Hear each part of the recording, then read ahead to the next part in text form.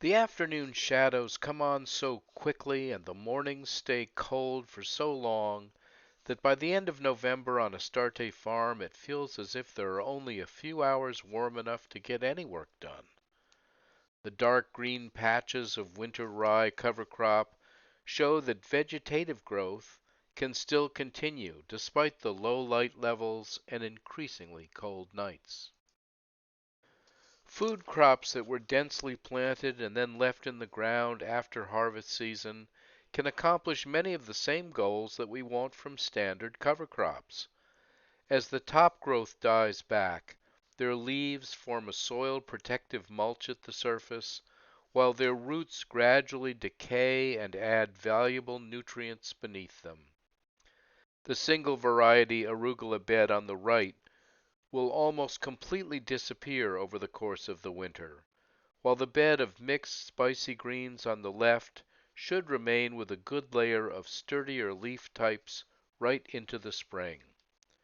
Several different beds down in Field 2 will provide the same soil building, carbon sequestering benefits and may be used for some of the earliest spring open field transplants. This bed with the cover crop cocktail of oats, peas, and daikon radish is beginning its planned winter dieback. You can see the oats turning yellow after a few hard freezes. The field peas have already died and are slowly pulling down the oats to form a nice weed-suppressing mat of mulch. The 3 rows of daikon in this bed are showing their ability to hold all that foliage in place, and we were able to pick a few sweet, plump roots right up to Thanksgiving weekend. The remaining roots will decay into nitrogen-rich cones by the time spring rolls around and provide a nutritive boost for next year's crop. Further out in Field 2, the annual ryegrass is beginning to fade to yellow, but the vigorous understory of clover has gotten off to a good start and will begin growing quickly again in the cool, damp conditions of spring. Compare that dying annual ryegrass to the lush green swath of winter rye up beside High Tunnel 1. That patch will rebound repeatedly any time the temperatures top 45 degrees. It is producing a dense root mass that will need at least a few weeks under a silage tarp to break down enough for spring transplanting. A similar comparison between the spinach grown in High Tunnel 1 and the spinach out in the open field shows the results from growing in a protected environment.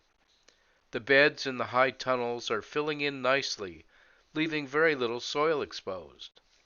The spinach grown in the field, which was sown within a week of that in the high tunnel, did not germinate as strongly even with temporary overhead irrigation. The growth rate in the open field slowed once the frosts and freezes began. However, the open field spinach is well enough established to overwinter successfully, and next season it will offer up some of the tastiest early harvests. It is worth noting that we are seeing some increased bug damage in the high tunnel.